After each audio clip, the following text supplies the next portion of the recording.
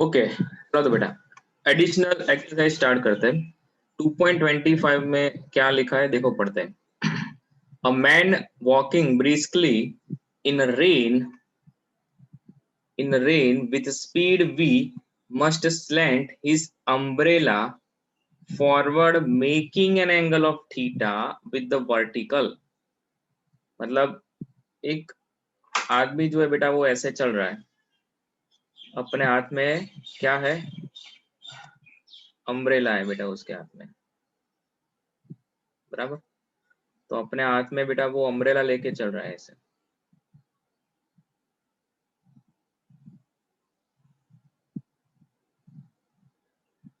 चलो, तो अम्ब्रेला है उसके हाथ में और वो चल रहा है।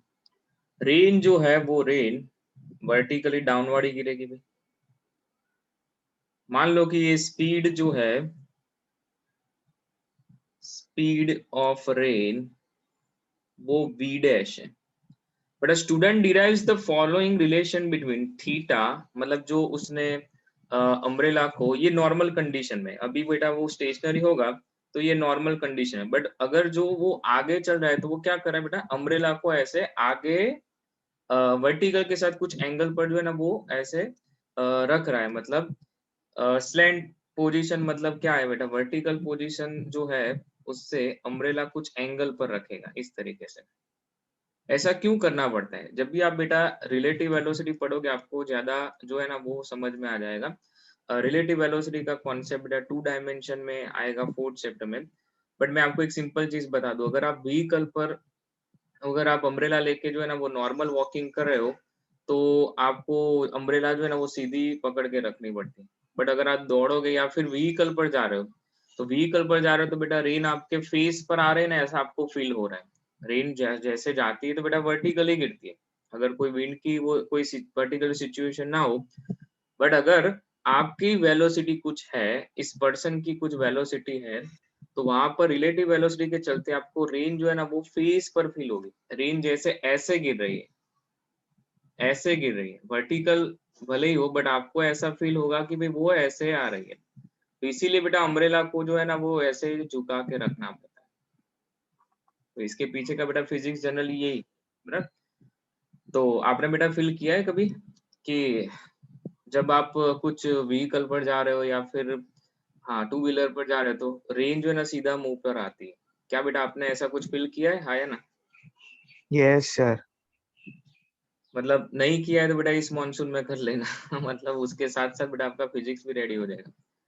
तो स्टूडेंट ने क्या किया बेटा कि जो उसने अम्ब्रेला जो है वो थीटा एंगल पर घुमाई, उसके लिए एक रिलेशन बना दिया, tan theta equals to we.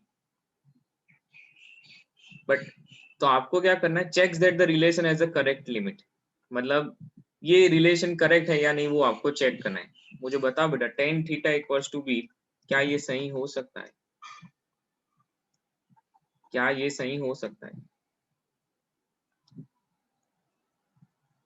No equation sir. सही। हाँ, given relation is tan theta equals to v. अभी आप देखोगे बेटा तो एलएचएस में क्या आएगा, टेन थीटा। और टेन थीटा क्या है बेटा, डायमेंशनलेस। और आरएचएस में क्या आएगा, speed of a man which is m0 l1 t minus 1। so given relation is not correct because LHS में जो डायमेंशन है वो राइट हैंड साइड पर मैच नहीं हो रहे हैं। तो आपको पूछा है do you think this relation can be correct, if not guess the correct relation. मतलब ये करेक्ट ना है, मतलब ना हो, तो यहाँ पर आपको करेक्ट रिलेशन क्या हो सकती है वो आप बताओ। तो एक सिंपल सी चीज बेटा मैं आपको बता दूं कि सिनेरियो क्या है बेटा, जो जब भी ये वेलोसिटी के साथ चलेगा, कुछ अपनी स्पीड के साथ चलेगा, तो यहाँ पर उसको अम्ब्रेला जो है वो अम्ब्रेला इस तरीके से रखनी पड़ेगी। यहाँ पर अम्ब्रेला जो है वो इस तरीके से रखनी पड़ेगी, वर्टिकल के साथ वो अम्ब्रेला को इस तरीके से पकड़ेगा भाई,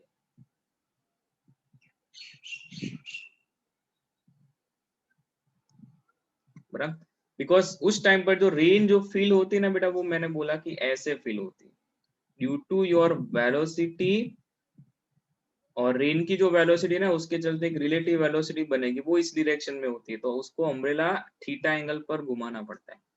तो करेक्ट रिलेशन क्या होना चाहिए? देखो एलएचएस में डायमेंशन लेस है, तो आरएचएस में भी क्या आना चाहिए बोलो तो? Dimension less. डायमेंशनलेस। तो देखो यहाँ पर बेटा राइट हैंड साइड आपके पास ऑलरेडी बी जो है ना वो स्पीड ऑफ अ मैन है, तो मैं कुछ स्पीड ऑफ रेन आपके पास अवेलेबल है, तो डायमेंशन लेस बनाने के लिए आप क्या करोगे? वीडेस को कहाँ पर रखोगे? V by V dash। V by v dash हो जाएगा ना, सही चीज है ना। जैसे हमने एक आगे एक्सरसाइज में एक किया हुआ था, वो आइंस्टाइन का जो एक रिलेशन आपको दिया था, वहां पर आपको पूछा था कि सी को कहाँ रखे, तो मैंने बताया था कि एलएचएस आरएचएस सेम हो ऐसे आपको रखने का, बराबर। भले ही आपको इक्वेशन ना पता हो, आप बेटा जब फोर्थ चैप्टर पढ़ोगे तो बेटा ये फॉर्मूला आपके लिए आने ही वाला है, बट ये रॉन्ग है। तो हम क्या करेंगे, to make it dimensionless, और आरएचएस में डायमेंशन लेस बनाने के लिए आप क्या करोगे, v बाई वी डैश जो है ना वो कर दोगे। मतलब करेक्ट रिलेशन जो है, correct relation for a given situation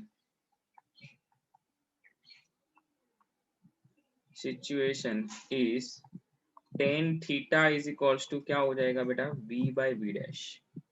ten theta is equals to v by v dash. आपको क्या करना है, जो स्पीड ऑफ मैन है उसको डिवाइड कर दो स्पीड ऑफ रेन से, तो यहाँ पर आपको ये करेक्ट रिलेशन मिलेगा। और ये सही भी होता है जब आप वेक्टर वगैरह सीख लोगे, बराबर। तो फोर्थ चैप्टर में बेटा ये इसका डेरिवेशन भी मैं आपको सिखाऊंगा। फिलहाल अपने डायमेंशन से ये हमने सही कर दिया इक्वेशन को। चलो क्लियर है बेटा? 2.25 बोलो यस और no. Yes sir। Yes sir. चलो तो इसके बाद 2.26 देखो, it is claim that cesium clocks, मतलब दो क्लॉक्स है मेरे पास, it allowed to run for 100 years free from any disturbance.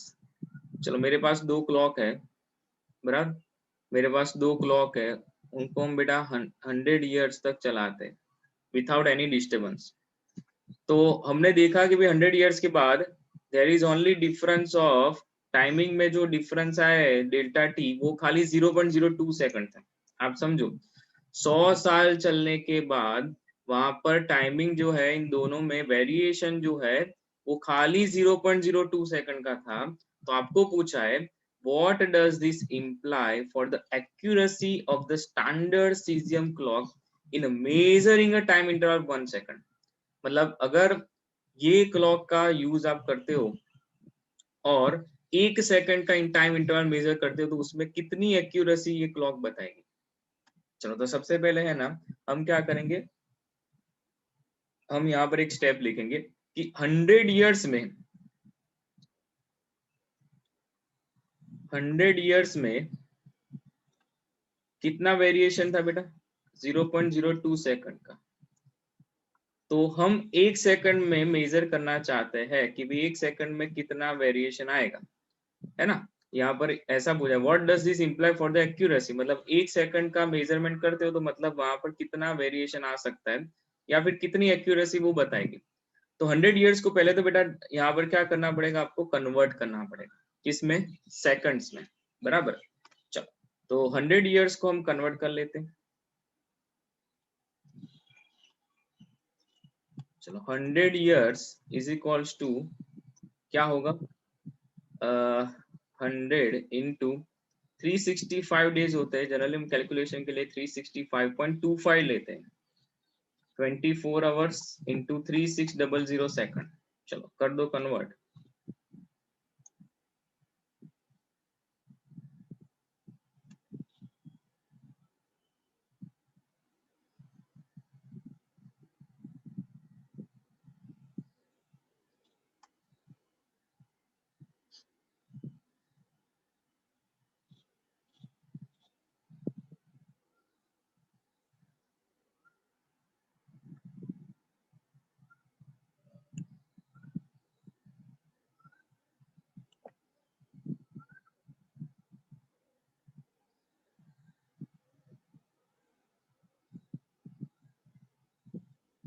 31556 into 10⁻⁴.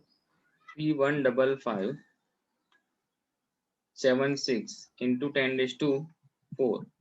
2 3 4 5, तो 3.15576 इंटू 10⁻² कितने होंगे बेटा? 9 सेकंड।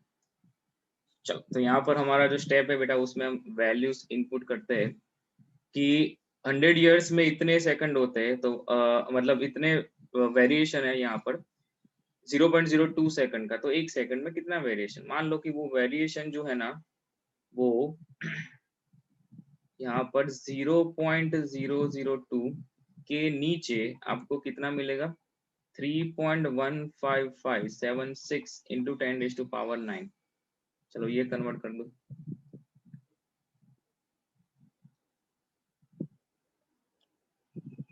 6.34 into 10⁻⁻12. 6.34 34 into into 10⁻⁻12. -12, और इसे बेटा मैं ऐसा भी लिख सकता हूँ 0.63 इंटू 10⁻⁻11। यस और no? Yes, sir. Yes, sir. बराबर। चलो, तो समझो बेटा, यहाँ पर ये था बेटा, एक्चुअल में जो टाइम था वो ये था, और ये था हमारा डेल्टा टी जो वेरिएशन है। इट मीन्स हमने क्या फाइंड किया बेटा? Delta T by T. It means हमने फ्रैक्शनल एरर ही फाइंड किया। तो यहाँ पर कितने पार्ट में, देखो कि अगर इस वैल्यू को देखोगे आप, ध्यान से देखना बेटा इस चीज को, तो ये 10⁻⁻12 या 10⁻⁻11 है। तो अगर मैं इसे ऐसा लिख सकता हूं कि 6.34 के नीचे 10⁻12, या फिर 0.63 के नीचे 10⁻11 लिख सकते बेटा? Yes, sir. Yes, sir. बराबर।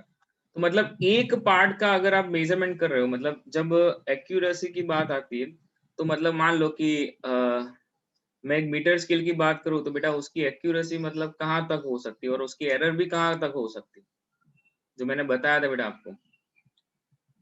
उसका लीस्ट काउंट होगा उतना ही उसका एब्सोल्यूट एरर होता है, 0.1 सेंटीमीटर। यस और नो?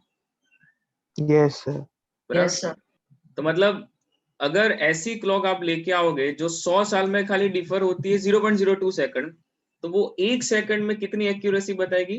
10⁻12, मतलब एक्सपोनेंट जो है वो 10⁻12 पार्ट में 1/12 पार्ट, आप ऐसा कह सकते हो कि वो इतनी एक्यूरेसी बताएगी। 1/12 10⁻12 और 1/10⁻11 पार्ट में एक्यूरेसी बताएगी। So accuracy in the measurement, accuracy in the measurement using given clock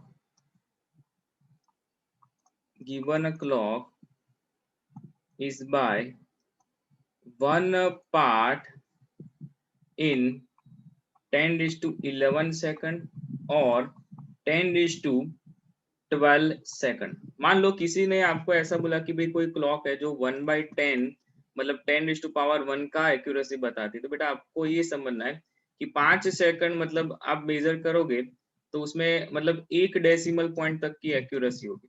अगर 10⁻2 है तो वो 2 डेसिमल पॉइंट तक की होगी। तो यहाँ पर बेटा ऐसा 10⁻12 तक आप जा सकते हो, या 10⁻11 तक जा सकते हो, बिकॉज उसने 100 साल में इतना ही डिफरेंस बताया। बहुत ही कम होता है ना 0.02 सेकंड, तो एक सेकंड का मेजरमेंट करने के लिए उतनी एक्यूरेसी इतने पार्ट में होगी। चलो, तो समझ में आया बेटा क्या कहना चाहता है ये? यस और नो? Yes, sir. क्लियर है बेटा सभी को? यस और नो आया ना? ओके, चलो। Yes, sir. चलो उसके बाद बेटा 2.27, estimate the average mass density of a sodium atom assuming its size to be about 2.5 angstrom. मतलब यहाँ पर साइज नहीं, मतलब रेडियस ही गिवन होना चाहिए, सीधा radius. Use the known values of Avogadro's number and the atomic mass of sodium, मतलब Avogadro number का यूज करो और एटॉमिक मास का जो है वो यूज करो, तो उसमें आपको डेंसिटी फाइंड करने के लिए वो हेल्पफुल होगा। मतलब वो आपको करना पड़ेगा। Compare it with the mass density of sodium in its crystalline phase which is 970 kilogram per meter cube. Are the two densities of the same order of magnitude? If so, तो ये क्यों हो रहा है ऐसा? देखो एडिशनल एक्सरसाइज है बेटा, तो उसमें काफी सारे सम जो है ना, मतलब कई जगह पर बेटा नहीं भी आपको करने होंगे पेपर के रिलेटेड अगर आप पढ़ते हो, बराबर। बट मैं ऐसा मानता हूँ कि बेटा एक्सरसाइज में है एडिशनल जो है ना वो भी करनी चाहिए, बिकॉज आपके थोड़े बहुत मतलब डेंसिटी जो चीजें ऐसी सारी चीजें ना वो इस चैप्टर में बेटा काफी पढ़ाई नहीं की। डेंसिटी वो आप अलग से पढ़ोगे, एटॉम है, एटॉमिक रेडियस है वगैरह जो है ना बेटा वो केमिस्ट्री में भी थोड़े टाइम के बाद आएगा और फिजिक्स में भी थोड़े टाइम के बाद आएगा। बट इस एक्सरसाइज को बेटा इसी तरीके से डिजाइन किया गया है कि सबका मेजरमेंट, मतलब छोटे से लेवल का मेजरमेंट भी यहाँ पर मेंशन किया गया है, तो सारे वेराइटी ऑफ सम्स जो है वो यहाँ पर एक्सरसाइज में डाल रहे हैं, बराबर। चलो, तो estimate the average mass density. पहले तो डेंसिटी क्या होता है बेटा, मास डेंसिटी बोलो क्या होगा? Mass by volume. Mass by volume. Okay, तो पहले तो बेटा मास फाइंड करते हैं। तो मोलर एटॉमिक मास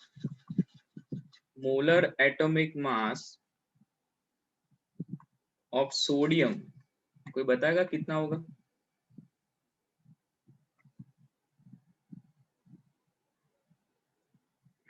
सोडियम 23 ग्राम पर मोल आ जाएगा बेटा, केमिस्ट्री में हो जाएगा आपका, बराबर। चलो, molar atomic mass of sodium is 23 gram per mole.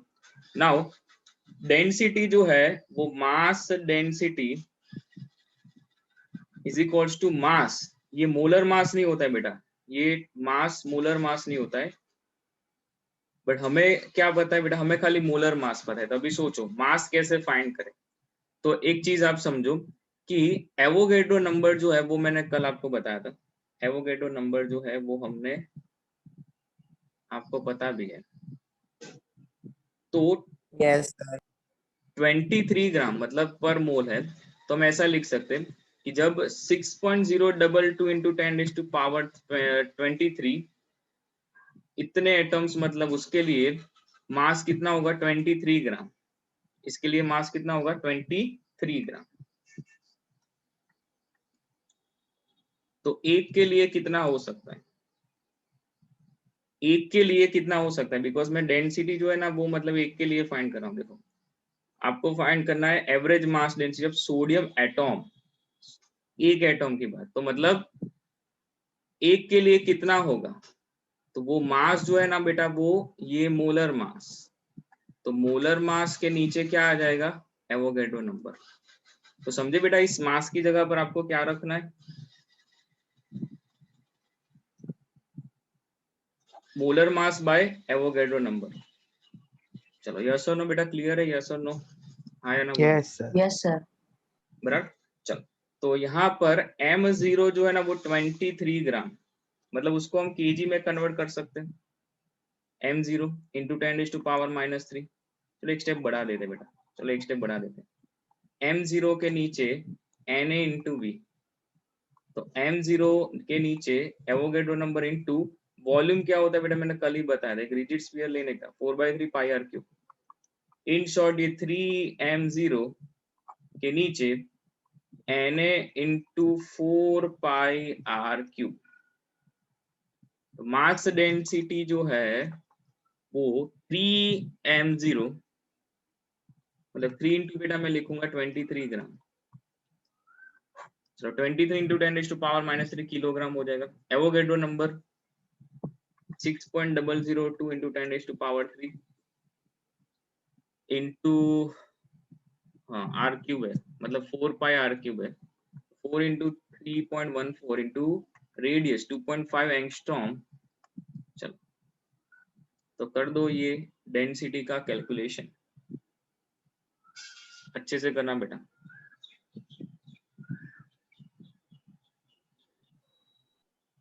0.05838. 0.05838 into 10⁻⁴ नीचे होगा बेटा -3 तो ऊपर है, 23 में से -30 मतलब -7 हो जाएंगे और ऊपर आ जाएगा 4। तो क्लियर है बेटा, यस और नो? Yes sir. बराबर। तो इसे बेटा है ना, मैं क्या कर सकता हूँ, देखो इसे हम लिख सकते हैं 5838 है, मतलब 8 को हम डिस्कार्ड करें तो आप इसे, अदरवाइज मैं ऐसा लिख सकता हूँ ना 583.8 इंटू मतलब ये इतने किलोग्राम पर मीटर क्यूब चलेगा, 1 2 3 4 बराबर। तो मैंने है ना क्या कर दिया 584 चलेगा इतना, अप्रोक्स वैल्यू कर दी, यस और नो? Yes sir. बराबर।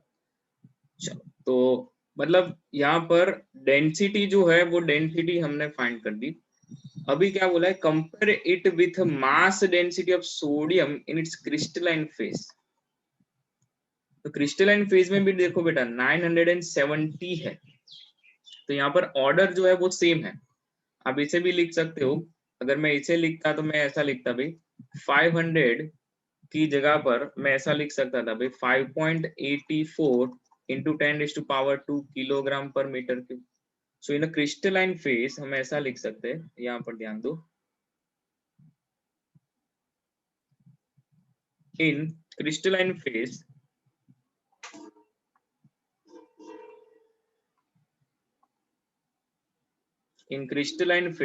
density of sodium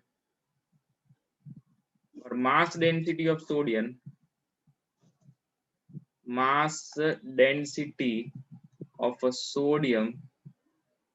is 970 kilogram per meter cube, or we can say it is 9.70 into 10⁻² kilogram per meter cube।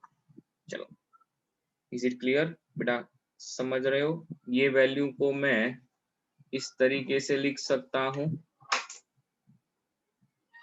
चलेगा?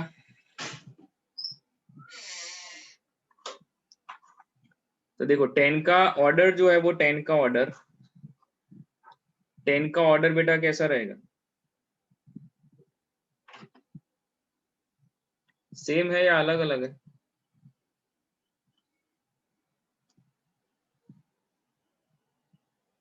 देखो तो बेटा, यस और नो?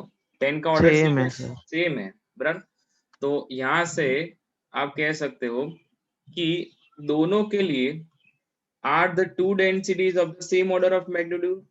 तो इसका आंसर आएगा yes, two densities are of the same order of magnitude. तो ऐसा क्यों हो रहा है, तो उसका रीजन हमें देना है, तो ये भी लिख लेते हैं। Here densities are in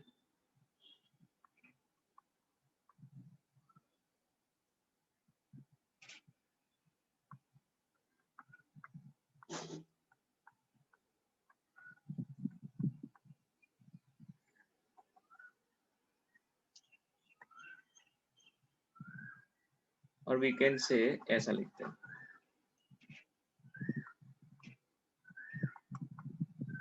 magnitudes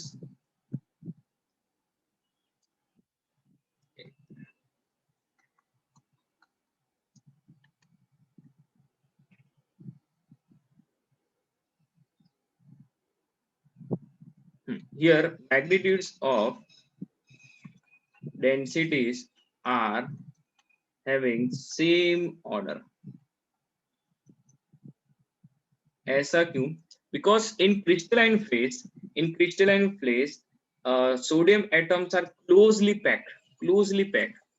मतलब अगर क्रिस्टलाइन फेज भी लेते हो बेटा तो वहां पर ये सोडियम एटम जो है ना वो क्लोजली पैक होते हैं। आपने बेटा एक हमने वो एसटीपी पर एक गैस वाला सम किया था कल, तो आपने देखा था बेटा कि अगर हम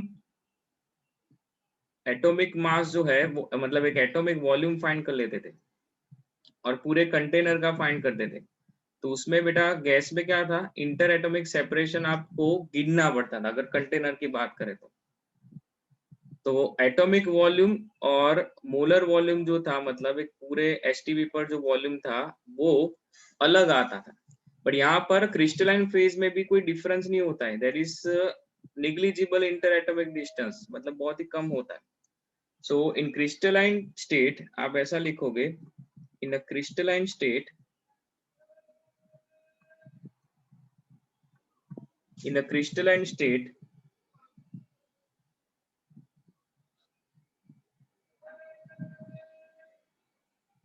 or in a crystalline state of sodium, atoms are closely packed, closely packed. So in the crystalline state of sodium, atoms are closely packed, that's why there is same order of magnitude in two densities. बराबर, चलो तो clear है बात बेटा, yes और no? Yes, sir. Yes, sir.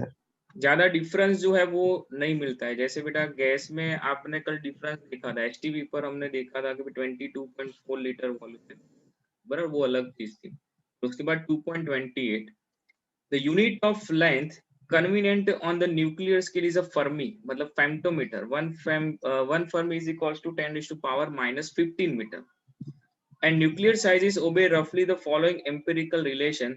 ये बेटा आप पढ़ोगे 12th स्टैंडर्ड में, एक पूरा न्यूक्लियस का चैप्टर आता है, अभी इस रिलेशन को हमें समझना नहीं है।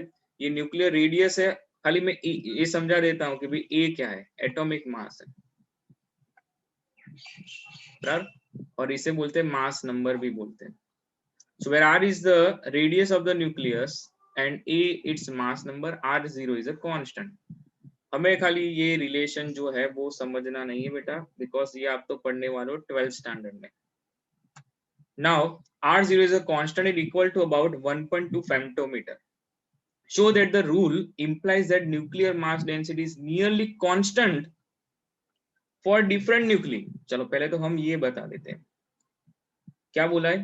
Show that the rule implies that nuclear mass density is nearly constant for different nucleus. अगर अलग अलग न्यूक्लियस आप लेते हो तो वो ये बताता है कि भाई वो डेंसिटी आप फाइंड करोगे, एल्यूमिनियम के लिए फाइंड करो, सोडियम के लिए फाइंड करो, यूरेनियम के लिए फाइंड करो, गोल्ड के लिए फाइंड करो, किसी के लिए फाइंड कर लो बेटा, हर एक के लिए मास डेंसिटी जो है वो ए पर डिपेंडेंट नहीं है, मतलब मास नंबर पर डिपेंडेंट नहीं है, इट इज कांस्टेंट।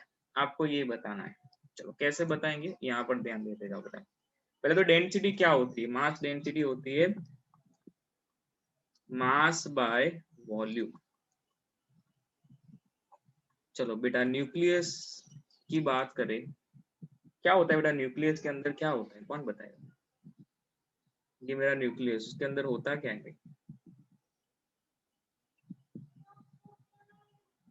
न्यूक्लियस के अंदर क्या होता है बेटा? इलेक्ट्रॉन होते हैं, क्या होता है? Proton electron. अरे कौन बोला? प्रोटॉन बेटा, प्रोटॉन और न्यूट्रॉन ही होते हैं ना, इलेक्ट्रॉन तो बेटा ऐसे होते हैं ना बाहर, ऑर्बिट्स वगैरह। यस और no? Yes, sir. Yes, sir. इस प्रोटॉन और न्यूट्रॉन को बेटा बोलते हैं न्यूक्लियॉन। क्या बोलते हैं उसे? न्यूक्लियॉन बोलते हैं। तो यहाँ पर बेटा न्यूक्लियस का मास मतलब क्या, क्या समझते बेटा? न्यूक्लियस का मास मतलब किसके जितना होना चाहिए? जितने उसके पास प्रोटॉन होंगे और जितने उसके पास न्यूट्रॉन होंगे उतना ही मास होना चाहिए। यस और नो? Yes, sir. मतलब उतना ही होना चाहिए ना, बिकॉज न्यूक्लियस के अंदर प्रोटॉन न्यूट्रॉन्स होते हैं। तो 10 प्रोटॉन 10 न्यूट्रॉन होंगे, तो मान लो एक एग्जांपल, 10 प्रोटॉन 10 न्यूट्रॉन होंगे, तो भाई अंदर जो मास होगा न्यूक्लियस का वो 10 प्रोटॉन का मास गिनो, 10 न्यूट्रॉन का मास गिनो, उतना ही होता है। बराबर। चलो फिलहाल बेटा तो आप 11th स्टैंडर्ड पर पढ़ रहे हो, तो जनरली ये चीजें जब प्रैक्टिकल में आई तब बेटा आइंस्टाइन जो थे उन्होंने अपना एक फेमस इक्वेशन दिया है, E is equals to delta mc square. तो ये जो डेल्टा है ना वो मास डिफेक्ट है। तो उन्होंने बताया कि भी हमें पहले नजर में ऐसा लगता है कि भाई अंदर न्यूक्लियस के अंदर जो प्रोटॉन और न्यूट्रॉन है ना उनका मास न्यूक्लियस के मास के जितना होता है, बट प्रैक्टिकली ये नहीं था, देयर इज सम डिफेक्ट, मतलब कुछ मास कम होता था। वो बताते थे कि भी मास जो है उतना आप एनर्जी में कन्वर्ट कर सकते हो, बट ये सब 12th में आप पढ़ोगे। यहाँ पर हमारा कंसर्न जो है वो हम अभी थियरी के बेस पर हम ये लिखेंगे कि जो मास है वो मास ऑफ द न्यूक्लियन, मतलब हम ऐसा कह सकते हैं कि किसी भी एलिमेंट को बेटा आप जेड एक्स ए से बताते हो। जेड जो है ना वो क्या होता है, कोई बताएगा मुझे जेड क्या होता है?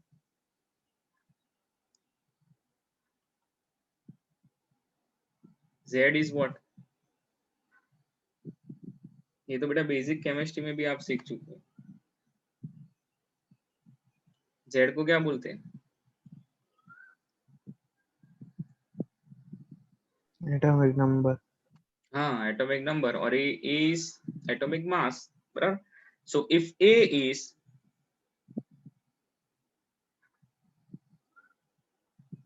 if A is atomic mass number of a given element, then total number of, we can say total number of nucleons,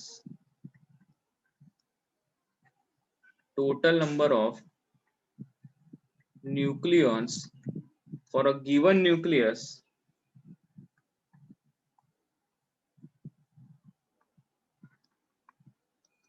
will be A. So the mass is,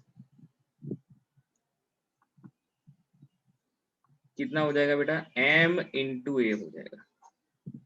नीचे होगा 4/3 पाई आर। चलो ये बात समझ में आई बेटा, क्यों m into A?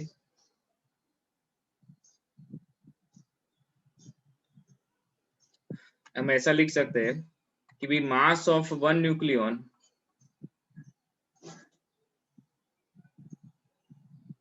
मतलब अगर वहां पर एक न्यूक्लियन है तो one nucleon is m, then mass of a nucleon, बराबर, a nucleon कितना हो जाएगा बेटा, m into a। समझ में आया? एक के लिए m होता है तो a के लिए कितना, सीधी सी बात है, वो कितना हो जाएगा, m into a। बोलो अभी क्लियर है बेटा, यस और नो? Yes, sir. ओके चलो, तो नाउ यहाँ पर बेटा रेडियस क्या है, देखो radius r is equal to r is 0 into A raise to 1/3 power है। तो यहाँ पर रो इज इक्वल टू बेटा हो जाएगा 3ma, नीचे होगा 4 पाई, नीचे क्या होगा 4 पाई r क्यूब। तो r क्यूब मतलब r0 into A raise to 1/3 का क्यूब, 3ma, नीचे जो है ना वो क्या हो जाएगा 4 पाई r0 क्यूब, और a हो जाएगा। देखो a एलिमिनेट हो रहा है बेटा, कैंसिल हुआ भाई। तो रो इज इक्वल्स टू 3m के नीचे 4 पाई r0 क्यूब। तो न्यूक्लियस की डेंसिटी जो है, mass density of given nucleus is independent of A. ये तो बेटा मैंने 12th का सम करा दिया। So that the rule implies that nuclear mass density is nearly constant for different nuclei, because वहां पर क्या हो रहा है कि ये जो है वो ए से इंडिपेंडेंट है, ए से इंडिपेंडेंट है, राइट। तो यहाँ पर ए बेटा भले ही चेंज हो, आपके लिए 3m 4 पाई r0 क्यूब, वो सब कुछ चीजें जो है ना वो कांस्टेंट रहने वाली है। r0 भी कांस्टेंट है, देखो 4 पाई कांस्टेंट है, r0 इज कांस्टेंट, और m जो है ना बेटा वो एक मास मतलब मॉलिक्यूलर मास, अरे छोटे से छोटे लेवल के लिए होता है एटॉमिक मास यूनिट, 1U बोलते हैं, या फिर आपने पढ़ा भी होगा केमिस्ट्री में आया भी होगा 1 एटॉमिक मास यूनिट, बराबर। नहीं भी आया तो बेटा आज पढ़ लो, 1.66 इंटू 10⁻⁻27 की चीज होता है। तो न्यूक्लियस की density here, density of nucleus is independent of independent of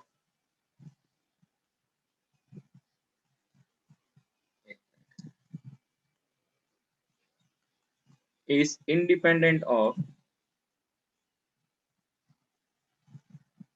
atomic mass number A. So we can say that what we can say that nuclear mass density is nearly constant. Nuclear mass density is nearly constant. Density is a constant for different nuclei. For different nuclei.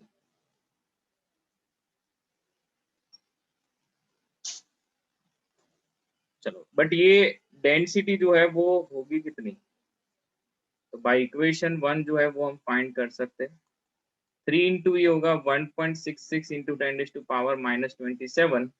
नीचे जो है ना वो 4 into 3.14 into are not जो है वो क्या है? देखो आर नॉट जो है वो 1.2 फर्मी है, फेम्टोमीटर. तो 1.2 इंटू 10⁻⁻15 का क्यूब. चलो इसे बेटा कर दो कैलकुलेट.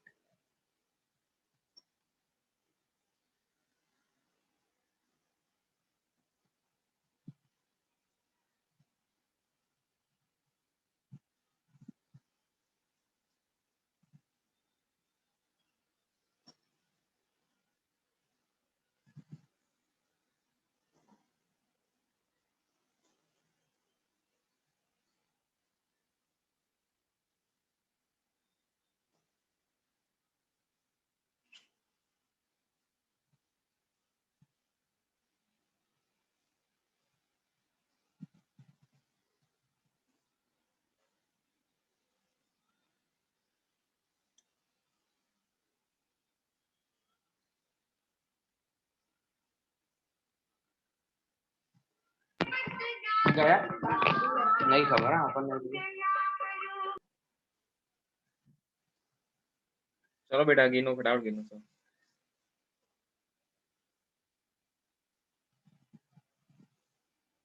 बोलो, फटाफट बोलो बेटा.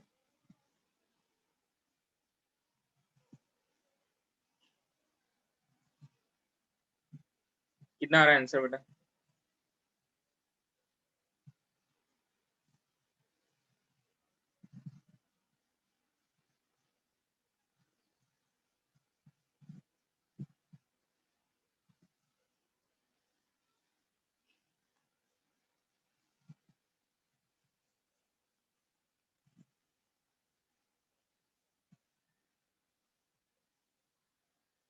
Two point two nine five into 10⁻17.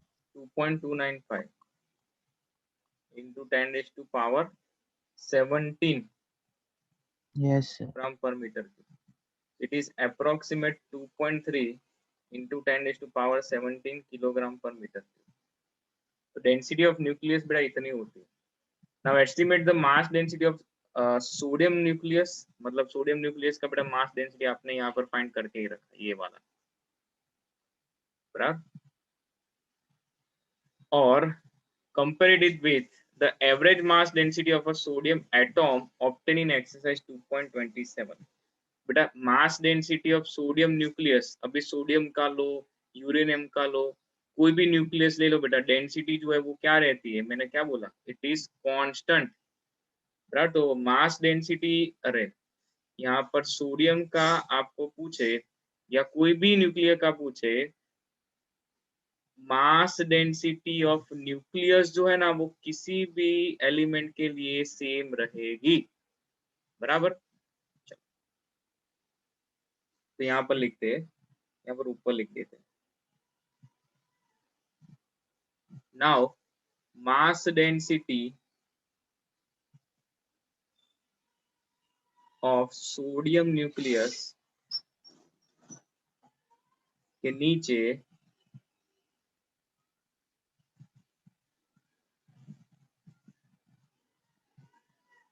इसके नीचे मास डेंसिटी ऑफ सोडियम एटॉम, चलो इसकी डेंसिटी बेटा हमने कितनी फाइंड की 2.295 लिख सकते हैं इंटू 10⁻17।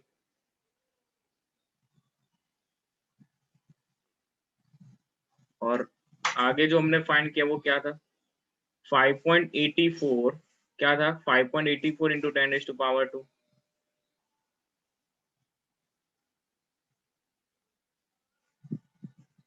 5.84 इंटू 10 क्या था,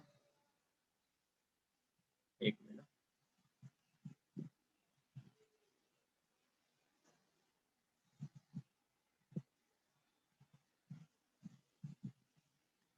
ओके देखो 5.84 इंटू 10⁻², तो इसका बेटा रेशियो निकालो।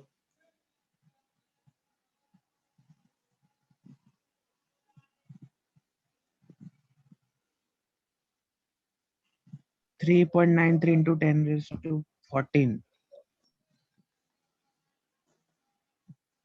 अप्रोक्सीमेट इसे बेटा मैं लिख सकता हूँ 0.393 इंटू 10⁻15, अप्रोक्सीमेटली इसे हम लिख सकते हैं बेटा 10⁻15। तो यहाँ पर बेटा आपको आंसर क्या मिल रहा है कि मास density of sodium nucleus, mass density of sodium nucleus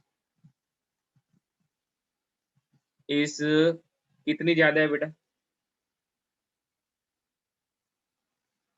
10⁻, कितनी ज्यादा होगी, mass 15. density of sodium nucleus is can be taken approximately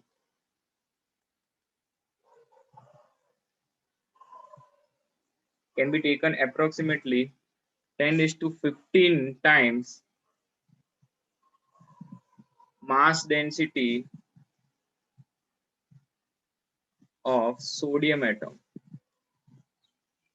ये आपको मतलब एक सिंपल फॉर्म में लिखना है आंसर कि मास डेंसिटी ऑफ सोडियम न्यूक्लियस ज्यादा है सोडियम एटॉम की डेंसिटी से, न्यूक्लियस की जो डेंसिटी है ना वो अप्रोक्सीमेटली कितनी ज्यादा होगी 10⁻15 टाइम्स जो है ना वो ज्यादा होगी।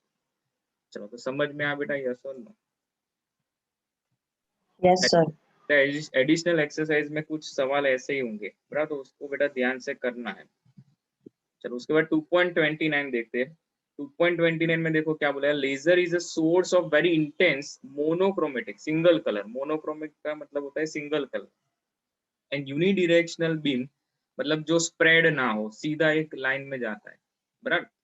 This properties of a laser light can be exploited to measure long distances. The distance of the moon from the earth has been already determined very precisely using a laser as a source of light.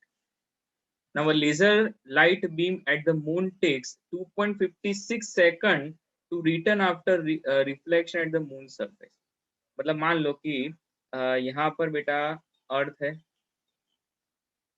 अर्थ यहाँ पर है और moon जो है वो इस तरीके से, तो यहाँ पर बेटा आपको क्या बोला है देखो कि अर्थ से बेटा आप एक लेजर लाइट को इस तरीके से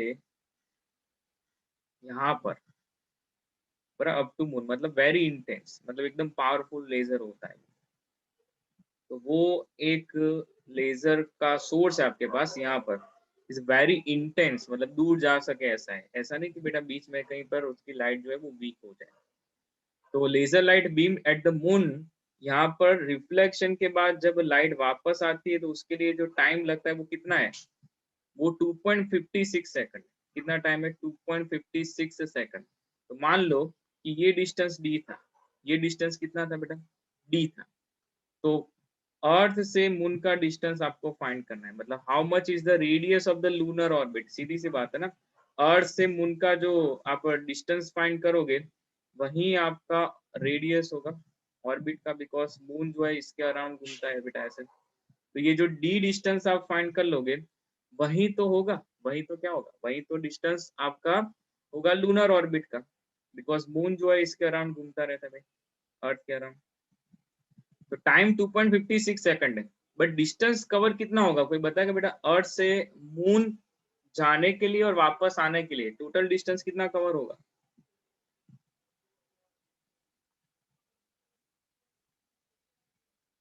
यहाँ से बेटा आपके पास लेजर सोर्स है, सुनो ध्यान से, लेजर लाइट गई फिर वापस आई अर्थ की ओर, तो टोटल कितना डिस्टेंस कवर हुआ?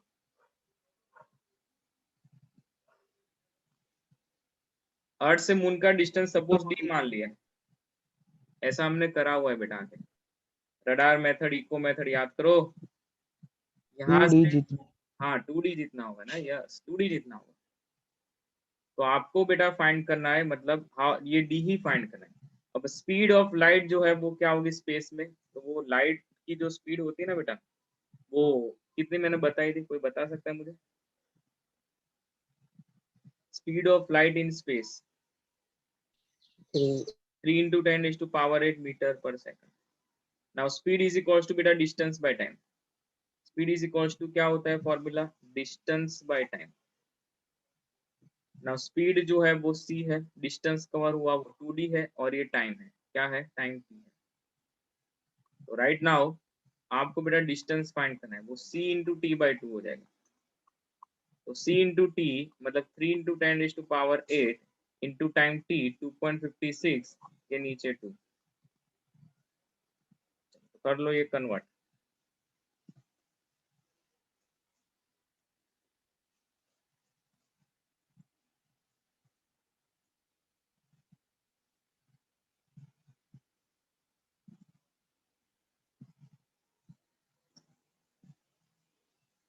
3.84 into 10 raised to 8.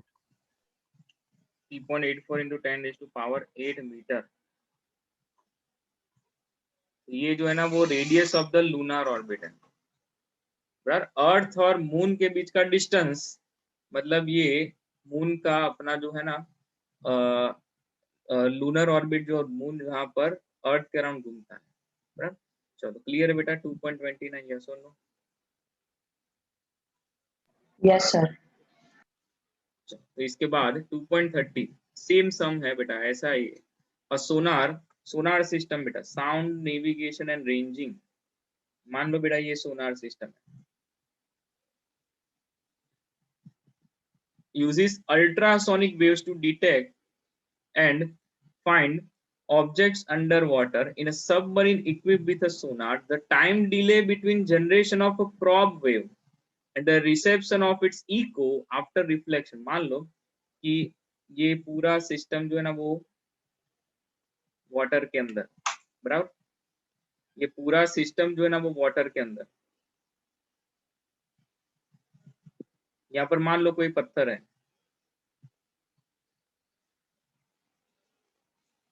तो यहाँ से बेटा जो वेव्स जनरेट होंगे, यहाँ से वेव्स जनरेट होंगे, वो वेव्स जनरेट होंगे और वेव्स बेटा यहाँ पर टकराएंगे। तो यहाँ से वेव्स जनरेट हुए, यहाँ पर गए, तो मान लो वो डिस्टेंस डी है, और बेटा टकराने के बाद वापस यहाँ पर आएंगे, तो आपको उसके लिए जो टाइम है ना, वो टाइम कितना मिला है देखो, echo after reflection from enemy submarine, मान लेते भाई, चलो ना भाई, ऑब्जेक्ट हमने लिया, ये एनिमी सबमरीन है, बराबर, यहाँ पर एनिमी सबमरीन होगा।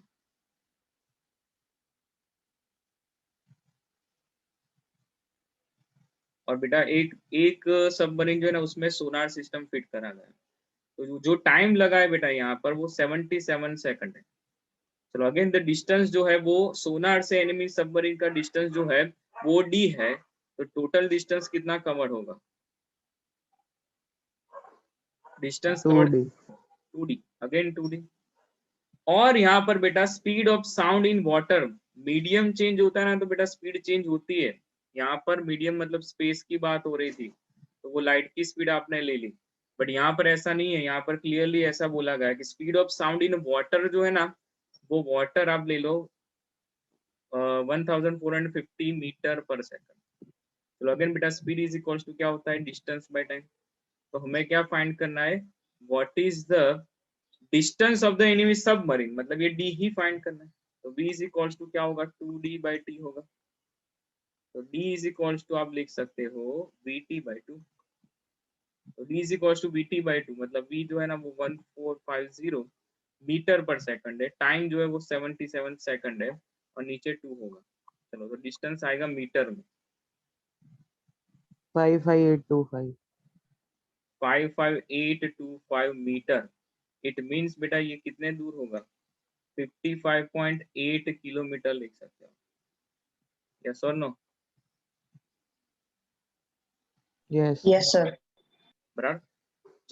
तो सोनार सिस्टम यस सर। आप देख सकते हो कितनी रेंज तक आप किसी भी ऑब्जेक्ट को पकड़ सकते हो। बराबर, यही इस टेक्नोलॉजी का कमाल है। और ये मेथड बेटा आपने सीखा था, ये कौन सा मेथड है, डायरेक्ट है या इनडायरेक्ट है? जो लोग बेटा पैरालैक्स के समय पर बेटा मेरे साथ सीख रहे थे उन्हें पता है ये कौन सा मेथड है। डायरेक्ट मेथड है ना, इको मेथड, रडार मेथड, ये भी आपने सीखा हुआ है। रडार सिस्टम का बेटा मैंने समझाया था। चलो इसके बाद 2.31 देखते हैं।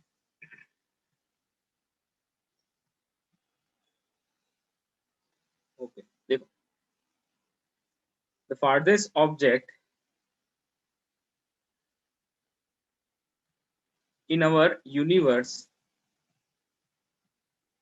okay, the farthest object in our universe discovered by modern astronomers, बराबर, मॉडर्न एस्ट्रोनॉमर ने जो फाइंड किया है वो are so distant that, are so distant that light emitted by them takes billions of years to reach the अर्थ।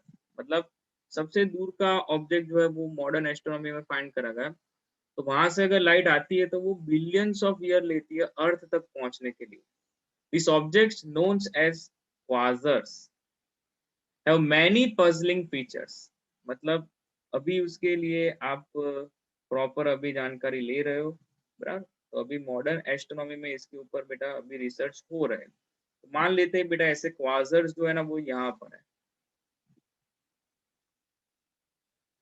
बहुत दूर है, which have not been, which have not yet been satisfactory explained।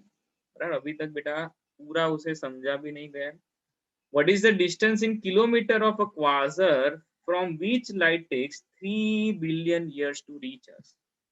मतलब what is the distance in kilometer, वो quasar की जहां से light आने में 3 बिलियन ईयर्स लगते हैं, तो वो क्वाजर हमारी अर्थ से कितना दूर होगा? तो अर्थ जो है ना वो यहाँ पर हम बता देते बेटा, अर्थ से जो लाइट आई, यहाँ से जो लाइट आई, समझो, यहाँ से जो लाइट आई वो कितना टाइम ले रही है, कितने ईयर्स ले रही, 3 बिलियन ईयर्स। मतलब टाइम जो है वो 3 बिलियन ईयर्स ले रही है। चलो 1 बिलियन मतलब कितने बेटा, 3 इंटू ये क्या हो जाएगा, 10⁻⁹ ईयर्स।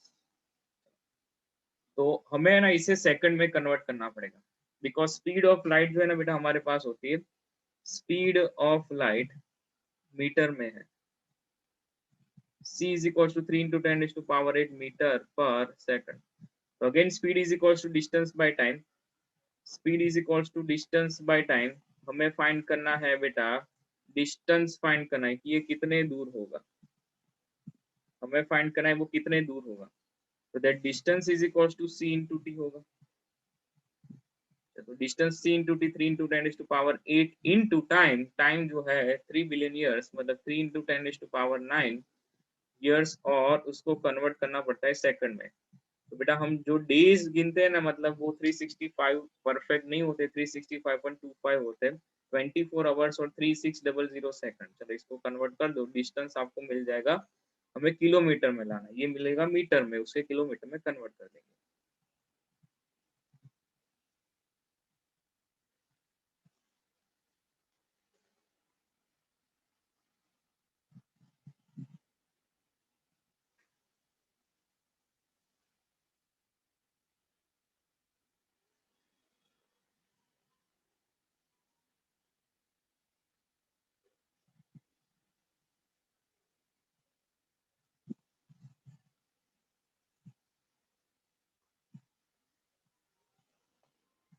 बोलो कितना आ रहा है भाई?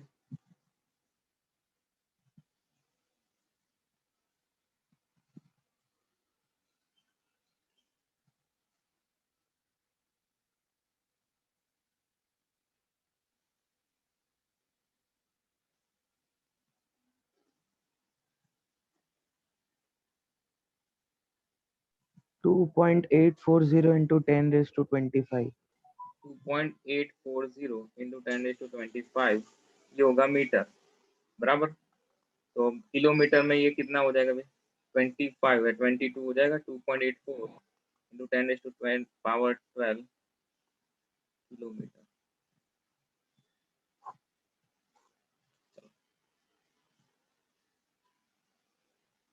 यस और नो बेटा? Yes. Yes, sir.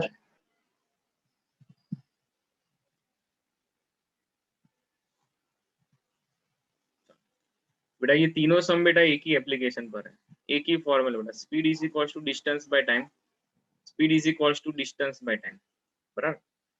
तो चलो क्लियर बेटा। 2.29, 2.30 और 2.31, यस और no? Yes, sir. Yes, sir.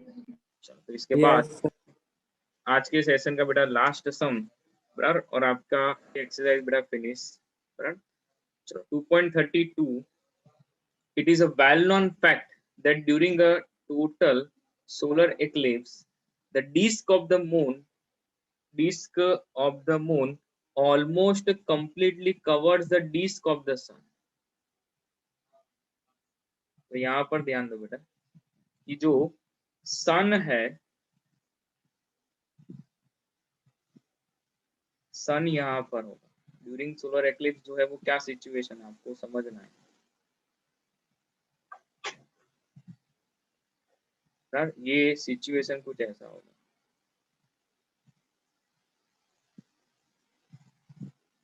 ये सन, यहाँ पर अर्थ,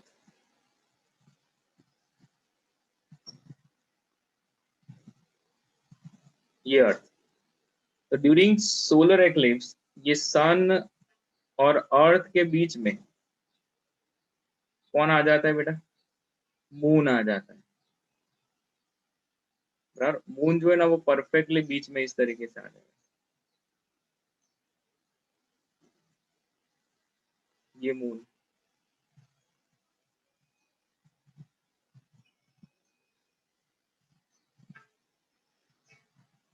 मान लो ये डायमीटर है मून का, बराबर, ये मून का डायमीटर है।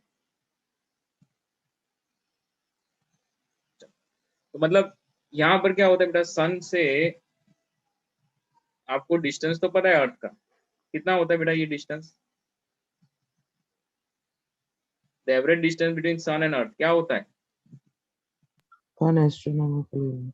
1 astronomical unit, it is 1 AU। ये डिस्टेंस बेटा आपको पता है, और यहाँ पर भी ये डिस्टेंस बेटा आपको पता है ना, ये सेम है। मतलब मैं कहना ऐसा चाहता हूँ बेटा कि आपको सोलर एक्लिप्स के जो मतलब यहाँ पर आप समझे कि भाई सोलर एक्लिप्स में क्या होता है, तो मून जो है ना, मून वो सन को ढक देता है। अर्थ से बेटा हमें कुछ नहीं दिखता है ना भाई ऐसे, और दिखता भी है तो वो थोड़ा बहुत ऐसा एजिस आपको दिखते हैं। यहाँ पर थोड़े एजिस दिखेंगे, क्या बेटा आपने देखा था? इस साल भी देखा था, यस और नो? इस साल भी देखने को मिला था ना। अगर थोड़े एजिस आपको ऐसे दिखते हैं सन के, बाकी जो है ना वो मून पूरा उसे ढक देता है।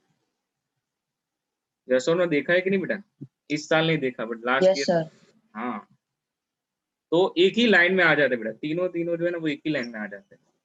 तो from this fact and from the information you can gather from examples 2.3 और 2.4। बेटा अभी वो तो हमें नहीं पता है एग्जांपल, हाँ मतलब हमने किए जरूर है, बट यहाँ पर इंफॉर्मेशन नहीं है। बट मैं बता देता हूँ कौन सी इंफॉर्मेशन की बात कर रहे हैं। सबसे पहले the distance between moon and अर्थ, ये डिस्टेंस कितना होता है? तो देखो हमने फाइंड किया है लूनर ऑर्बिट, यहाँ पर हमने फाइंड किया क्या है डिस्टेंस बेटा? अर्थ और मून के बीच का डिस्टेंस याद रखो, 3.84 इंटू 10 टू पावर कितना है? 8 metre. 3.84 into 10 to power 8 metre. Exam में बेटा देना पड़ेगा ये, बराबर, अदरवाइज ये सम नहीं होता है। ये डिस्टेंस होता है 3.84 into 10 to power 8 metre. Now 1 astronomical unit मतलब पहले तो हम लिख लेते हैं डिस्टेंस बिटवीन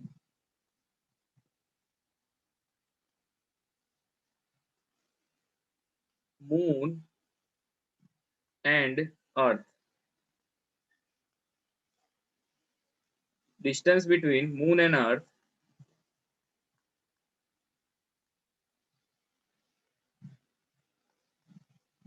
तो वो कितना है बेटा 3.84 into 10⁸ metre and the distance between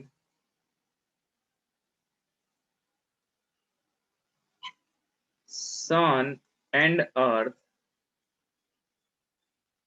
DSE वो कितना है 1.496 into 10⁻11 मीटर। याद है ना बेटा 1 astronomical unit. Now the diameter of the moon वो हमें नहीं पता है, वो हमें फाइंड करना है। Determine the approximate diameter of the moon, but हमें सन का डायमीटर जो है ना वो आपको क्वेश्चन में दे देंगे। द डायमीटर ऑफ द सन वो क्वेश्चन में देना पड़ेगा। उसी की तो बात बेटा कर रहे हैं कि एग्जाम्पल 2.3 में आपने मून का डिस्टेंस फाइंड किया होगा, 2.4 में जो है ना वो डायमीटर फाइंड किया होगा, बट डायमीटर जो है मैं लिख देता हूँ, diameter of sun is 1.39 into 10⁻9 metre. तो डायमीटर ऑफ सन जो है ना बेटा वो दे देंगे, उसकी चिंता मत कर बेटा, बराबर है। ओके चलो, तो यहाँ पर बेटा एक ज्योमेट्री दिखेगी आपको, ऐसी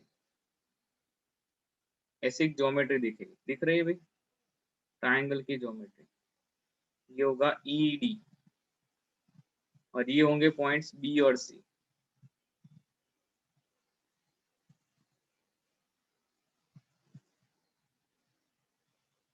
चलो, क्या मैं इसे ऐसा लिख सकता हूँ, from figure as shown in figure, आप ऐसा लिख सकते हैं बेटा। यहाँ पर ये तो बेसिक 10th में बेटा आपने सीखा होगा कि मैं DE के नीचे BC, बिकॉज हम ऐसा लिख सकते हैं कि ABC और AD जो है ना वो सिमिलर ट्रायंगल्स है, तो DE के नीचे BC, यस और no? Yes, sir. Yes, sir. और AD के नीचे AC। चलो, ये बेसिक चीजें बेटा आनी चाहिए। From figure we can say ADE और ABC आर सिमिलर ट्रायंगल्स। तो हमें क्या फाइंड करना है बेटा, हमें DE फाइंड करना है, मतलब डायमीटर ऑफ मून वो हमें फाइंड करना है। इज इक्वल टू क्या होगा, ये BC इस डायरेक्शन यहाँ पर चला जाएगा, तो AD मतलब क्या है 3.84 इंटू 10⁸8। नीचे AC क्या है, AC देखो 1 astronomical unit 1.496 into 10⁻11 into BC जो है ना वो क्या है, BC जो है वो 1.39 इंटू 10⁻9। तो डायमीटर ऑफ मून फाइंड कर लो बेटा।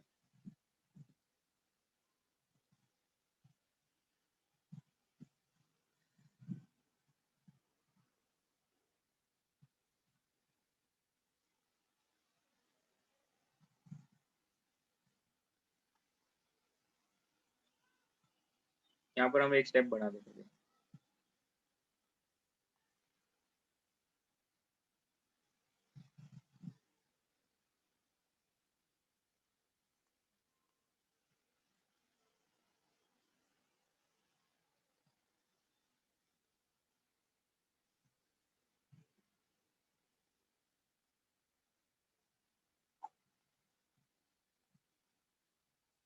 ये स्टेप आप बेटा इसके बाद ये लिखना, फिर वैल्यूज रखते हैं। बताओ कितना कैलकुलेशन हो रहा है? 3.57 into 10⁶. 3.57 पूरा बोलो ना बेटा, पूरा 3.5 के पीछे क्या है? 3.5679. 79, तो उसे मैं 3.568 पावर कितना है 17 माइनस पावर कितना है बेटा 17 माइनस मतलब 6 होगा ना पावर। तो क्या मैं इसे 3568 इंटू 10⁻³ मीटर लिख सकता हूँ? तो कितना हो जाएगा 3568 किलोमीटर, चलेगा? यस और no? Yes, sir. 3.568 into 10⁻6 metre, because ऊपर 8 + 9 17 माइनस 11, तो ये क्या हो जाएगा 6 हो जाएगा। 3568 इंटू 10⁻³ मीटर। तो क्लियर है बेटा? 2.33 है इसके बाद बराबर, बट वो नहीं करना है बेटा अभी। बट ये सारे सम्स बेटा आपको आने चाहिए। आई होप बेटा सभी को ये सारी चीजें क्लियर है।